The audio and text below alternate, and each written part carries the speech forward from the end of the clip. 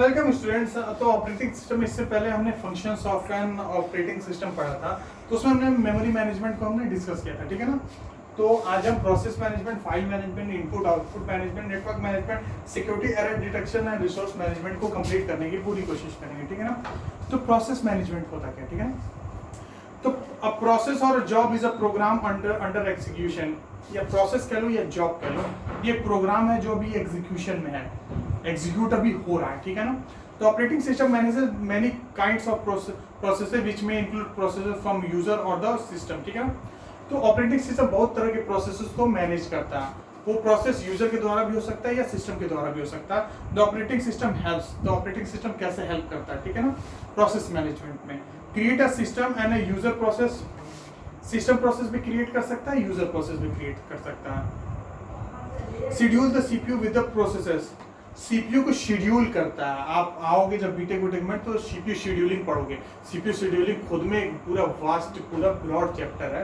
तो उसमें सीपीयू को शेड्यूल करता है वो, कि कब किस किस प्रोसेस को वो करवाएगा, वो शेड्यूलिंग होता है उसका। Delete a process when the execution of the process has completed, ठीक है ना। कोई प्रोसेस एग्जीक्यूट हो गया है तो उसको वो डिलीट कर देगा, वो मेमोरी से उसको हटा देगा, ठीक है ना। Suspend the process temporary when it is waiting for some input और एनी अदर रिसोर्सेज, ठीक है। प्रोसेस को सस्पेंड कर देगा अगर वो किसी और रिसोर्सेज को किसी और रिसोर्सेज का वेट कर रहा होगा। वो सस्पेंड भी कई बार करता है, कई बार वो डेडलॉक में चला जाता है। ये सब बीटेक के टॉपिक्स हैं, तो उसमें कई बार डेडलॉक में भी चला जाता है। ये सब बहुत सारे प्रोसेस होते हैं और ऐसे ये सब चीजें होती हैं। वो आपके लेवल पे नहीं है, लेकिन कुछ ओवरव्यू में आपको दे दे रहा हूँ, ठीक है ना। Communicate between different processor and help in synchronising them, ठीक है ना। वो डिफरेंट प्रोसेसर्स के बीच में क्या करता है, कम्युनिकेट भी करता है और उनको सिंक्रोनाइज करने का भी काम करता है। सिंक्रोनाइज मतलब उसको अपडेट भी करता रहेगा, सिंक्रोनाइज करके उसको डाटा को लेके इधर उधर भी करेगा, ठीक है ना। Avoid and manage a deadlock situation, देखो आपके एफ पॉइंट में आया है।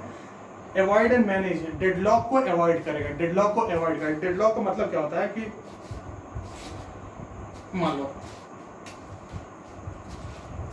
ये ए है, ये बी है, ये सी है, तीन प्रोसेस हैं। डेडलॉक की सिचुएशन में बता रहा हूं, तीन प्रोसेस है। ए को चाहिए बी, ए को बी की जरूरत है।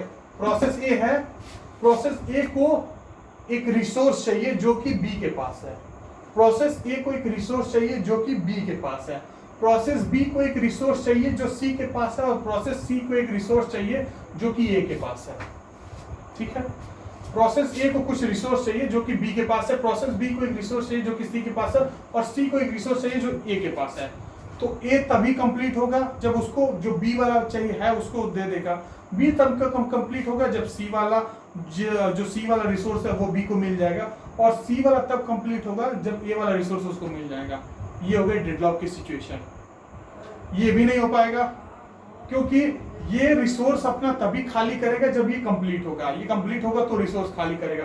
ये कंप्लीट हो ही नहीं पा रहा है क्योंकि इसका रिसोर्स इसके पास है। ये हो नहीं पा रहा है क्योंकि इसका रिसोर्स इसके पास है, और ये हो नहीं पा रहा है इसका रिसोर्स इसके पास है। ये हो गई डेडलॉक की सिचुएशन, ठीक है ना। डेडलॉक क्रिएट हो जाएगा।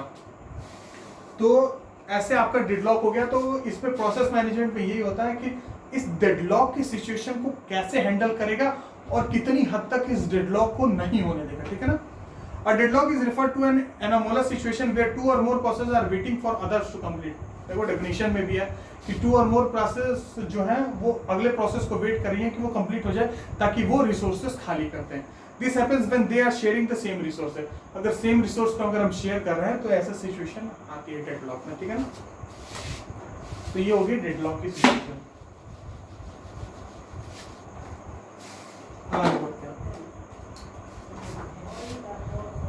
तो अब आगे हमने प्रोसेस मैनेजमेंट को पढ़ लिया, फाइल मैनेजमेंट को पढ़ते हैं। फाइल मैनेजमेंट क्या होता है? फाइल मैनेजमेंट भी अपने आप में बीटेक में एक बड़ा टॉपिक है।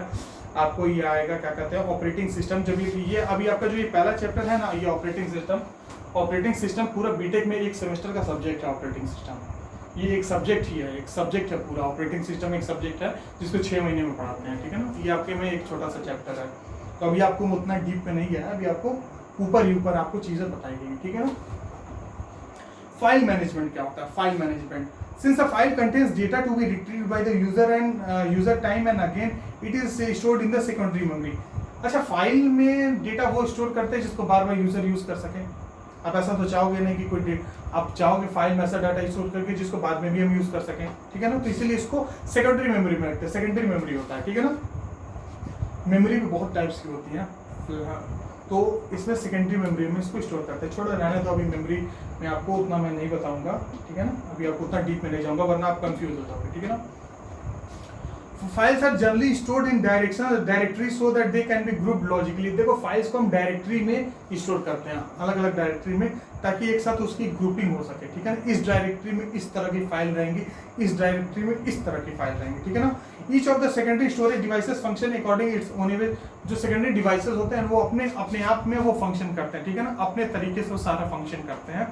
Files might have different amount of available space, working speed, way of assessing etcetera. जो फाइल्स होती है ना वो डिफरेंट अमाउंट की स्पेस की फाइल्स हो सकती हैं। उन फाइल्स का अलग अलग मेमोरी होगा, अलग अलग मेमोरी कंज्यूम करेंगी। जैसे 2 MB की फाइल है, 3 MB, 4 MB, 1 GB की फाइल है, तो अलग अलग स्पेसेस कंज्यूम करेंगे, अलग अलग उनका स्पीड होगा काम करने का, ठीक है ना।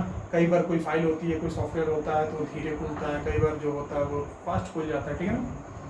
तो the operating system helps in file management में कैसे ऑपरेटिंग सिस्टम आपका हेल्प करता है। तो manage the files on these different types of storage units. अलग अलग स्टोरेज यूनिट होता है ना, तो उन सब पे फाइल को मैनेज काम करने का कौन करता है, ऑपरेटिंग सिस्टम मैनेज करता है। क्रिएट द फाइल और डायरेक्टरी बाय एलोकेटिंग स्पेस। एक फाइल क्रिएट करते हैं, फाइल को क्रिएट अगर करोगे तो उसको स्पेस चाहिए होगा, ठीक है ना। कोई फाइल क्रिएट करोगे तो उसको स्पेस चाहिए होगा, तो वो स्पेस एलोकेट करने का काम करता है, ठीक है। एलोकेट मतलब उसको स्पेस देने का काम करता है मेमोरी में। Access and modify the files. File को एसेस करने का भी काम करता है, एक्सेस करेगा कि क्या क्या उसमें फाइल्स में रीड करेगा और उसको चेंजेस भी उस फाइल में कर सकता है। डिलीट अ फाइल और directory by deallocating space. किसी भी फाइल को अगर हम डिलीट भी कर सकता है, वो ऑपरेटिंग सिस्टम डिलीट करता है और जो भी स्पेस उस फाइल ने लिया हुआ है उस स्पेस को रिमूव कर देगा, उस स्पेस से उसको रिमूव कर देगा, ठीक है ना, उस स्पेस खाली कर देगा। Keep a track of the memory allocated. ये भी देखता है कि जो भी मेमोरी एलोकेट हुई है, किसको किस फाइल को कौन सी मेमोरी एलोकेट हुई है, उसका भी एक ट्रैक रखता है। Manage the free space available. जो फ्री स्पेस जो मेमोरी में बची है वो उनको मैनेज करने का काम करता है कि किस फाइल को कौन सा स्पेस वो देने का काम करेगा, ठीक है ना। Input output management, input output management पढ़ते हैं, ठीक है ना। You know that a computer works on an input processing output system. आपको पता है कि कंप्यूटर IPO सिस्टम पे वर्क करता है, इनपुट प्रोसेसिंग आउटपुट। आप कुछ कंप्यूटर को इनपुट दोगे तो वो उस पर प्रोसेस करेगा और आपको आउटपुट दे देगा, यही होगा IPO concept. And operating system manages this system. IPO को मैनेज करने का काम कौन करता है, ऑपरेटिंग सिस्टम करता है। This management technique of the operating system helps hide the internal detail of the IO structures from the user. और ये जो मैनेजमेंट टेक्निक होते हैं जिससे जो इंटरनल डिटेल्स होती हैं IO स्ट्रक्चर की, उसको यूजर से हाइड करने का काम करता है, छुपाने का काम करता है। This job is given to the device driver which manage this task. Device drivers होते हैं जो कि इस टास्क को मैनेज करते हैं, डिवाइस ड्राइवर्स, ठीक है ना। नेटवर्क मैनेजमेंट, जो अगला टॉपिक है वो है network management. This features of the operating system helps to communicate with other processors in a distributed system on a network. एक डिस्ट्रीब्यूटेड सिस्टम है, डिस्ट्रीब्यूटेड सिस्टम में जो क्या करते हैं, एक प्रोसेसर से दूसरे प्रोसेसर को, जैसे ड्यूअल कोर प्रोसेसर, आजकल बहुत सारे प्रोसेसर्स हैं एक फोन में, तो उन प्रोसेसर के थ्रू पता है कम्युनिकेट करने का काम करता है आपस में। उन प्रोसेसर का जो कम्युनिकेट होता है वो इसकी मदद से होता है ऑपरेटिंग सिस्टम में। नेटवर्क मैनेजमेंट सिक्योरिटी क्या होती है, security the operating system help protect one process from the activities of other process when multiple process are being executed simultaneously. एक साथ ढेर सारे प्रोसेस एग्जीक्यूट हो रहे होते हैं, तो एक प्रोसेस के जो काम हो रहा है वो दूसरे प्रोसेस को किसी भी तरह अफेक्ट ना करें। एक प्रोसेस अपना काम कर रहा है, दूसरा भी अपना काम कर रहा है, एक साथ कई प्रोसेस को आप कर सकते हो। डिफरेंट अगर प्रोसेसर है आपके पास तो अलग अलग प्रोसेसर है, क्योंकि एक प्रोसेसर एक टाइम पे एक ही प्रोसेस को हैंडल करेगा। तो अगर डिफरेंट प्रोसेसेस को अगर आप कर रहे हो तो इसका ध्यान रखिएगा कि एक प्रोसेस दूसरे वाले को अफेक्ट ना करे, दूसरे वाले में इंटरफियर ना करे, ठीक है ना। एरर डिटेक्शन, नेक्स्ट टॉपिक है क्या है, एरर डिटेक्शन। देखो ऑपरेटिंग सिस्टम में ना एक बेहतरीन टॉपिक है, ठीक है ना, मतलब मजेदार टॉपिक है। इसको आप सच में अगर पढ़ोगे 7 से अगर आपका कंप्यूटर देखोगे, 5th 6th तक तो बेसिक होता है, 7 से आपको एक अच्छा एक मतलब अगर कंप्यूटर साइंस में अगर आप फ्यूचर बनाना चाहते हो तो मैं ये चीज़ कहूँगा कि कंप्यूटर साइंस में अगर फ्यूचर बनाना चाहते हो तो एक चीज तो मैं फोकस करूंगा। देखो, आपको इंग्लिश तो हराम में आनी चाहिए। अगर आप कभी में MNCs में काम करोगे, मल्टीनेशनल कंपनीज में, तो आपको इंग्लिश तो अच्छी आनी चाहिए। दूसरी चीज, अगर आप अच्छे कंप्यूटर के वो बनना चाहते हो, कंप्यूटर इंजीनियर बनना चाहते हो, जो मैं बता रहा हूँ, तो आपको मैथमेटिक्स बहुत अच्छी आनी चाहिए। मैथमेटिक्स टफ नहीं है, लेकिन मैथमेटिक्स लोग टफ दो कारणों से हो जाती है, या तो बच्चे नहीं पढ़ते हैं या तो फिर टीचर नहीं पढ़ाता। तो बच्चे अगर नहीं पढ़ेंगे तो वो किसी सब्जेक्ट में कुछ नहीं कर पाएंगे, और कई बार टीचर भी कमी होती है, ठीक है ना, टीचर की भी कुछ कमी होती है। तो आपको मैथमेटिक्स आना चाहिए, कंप्यूटर आना चाहिए, ठीक है ना, कंप्यूटर आना चाहिए, मैथमेटिक्स आएगा, इंग्लिश आएगा, आप एक बहुत अच्छे कंप्यूटर इंजीनियर बन सकते हो, ठीक है ना। कंप्यूटर में देखो, अगर आप प्रोग्रामर हो तो आपको नॉन प्रोग्रामर होते हैं उनको तो चलो ठीक है कि मैथमेटिक्स नहीं भी आएगी, तो लेकिन अगर अच्छे कंप्यूटर इंजीनियर बनना चाहते हो, जो कि आर्टिफिशियल इंटेलिजेंस AI वगैरह पे वर्क करते हैं, न्यूरल सिस्टम वगैरह पे, तो उनके लिए पता है, उनके लिए आपको मैथमेटिक्स अच्छी आनी चाहिए, ठीक है ना। अब आगे पढ़ते हैं एरर डिटेक्शन। एरर डिटेक्शन क्या है? Sometimes the entire system stops functioning temporary due to an error. कभी और होता है कि कंप्यूटर रुक जाता है, फंक्शन जो कंप्यूटर है वो स्टॉप कर जाता है, ठीक है ना। तो operating system does as an important task to play. तो ऑपरेटिंग सिस्टम क्या करता है? अब इसमें ऑपरेटिंग सिस्टम क्या है कि इंपॉर्टेंट टास्क होता है, करता क्या है वो आप देखते हैं।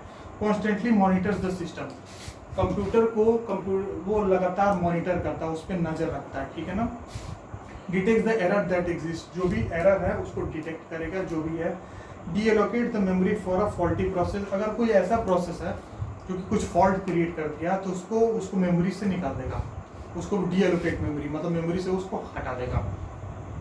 Retrieve the CPU when an infinite execution is taking place, अगर कोई इनफाइनाइट एग्जीक्यूशन है, होते जा रहा तो एक लूप में फंस गया, मतलब इसका मतलब आपका कंप्यूटर एक लूप में फंस गया जो कि होते जा रहा, तो उससे बाहर निकालने का काम क्या करता है? वो ऑपरेटिंग सिस्टम करता है, सीपीयू को उससे बाहर निकाल लेता है, ठीक है। कई बार ऐसा होता है कि एक लूप में कंप्यूटर फंस जाता है, वही काम करते जाता है, तो उससे बाहर निकालने का काम करता है ऑपरेटिंग सिस्टम, ठीक है ना। तो अब आपका आता है रिसोर्स मैनेजमेंट, जो कि अभी का लास्ट टॉपिक है। रिसोर्स मैनेजमेंट क्या होता है? This function allocates computer resources such as CPU time, main memory, secondary storage and input output devices for use. ये पता है, रिसोर्स मैनेजमेंट ना सारे रिसोर्सेज को एलोकेट करने का काम करता है। जैसे क्या कहते हैं, this function allows computer resources such as CPU time, जो कंप्यूटर रिसोर्सेज है जैसे कि CPU time, main memory, secondary storage and input output devices को यूज करता है, मतलब इसको मैनेज करने का काम करता है इन रिसोर्सेज को, ठीक है ना। तो आज के लिए बस इतना ही। नेक्स्ट टॉपिक में टाइप ऑफ ऑपरेटिंग सिस्टम पढ़ेंगे, character user interface, graphical user interface, single user operating system. ये ऑपरेटिंग सिस्टम के जितने भी टाइप्स हैं वो हम नेक्स्ट वीडियो लेक्चर में पढ़ेंगे, ठीक है ना। अब तक आप इसको दोबारा, इस चैप्टर को दोबारा एक बार पढ़ना, ठीक है ना, वीडियो लेक्चर से देखना, खुद से रीडिंग करना, बेहतरीन चैप्टर है। अगर आपको सच में अगर कंप्यूटर में अगर आपको फ्यूचर बनाना है, देखो आजकल तो सबको जानता है कि कंप्यूटर में ही फ्यूचर है, ठीक है ना। तो अगर आपको सच में फ्यूचर बनाना है तो इसको चैप्टर को अच्छे से पढ़ना। Thank you.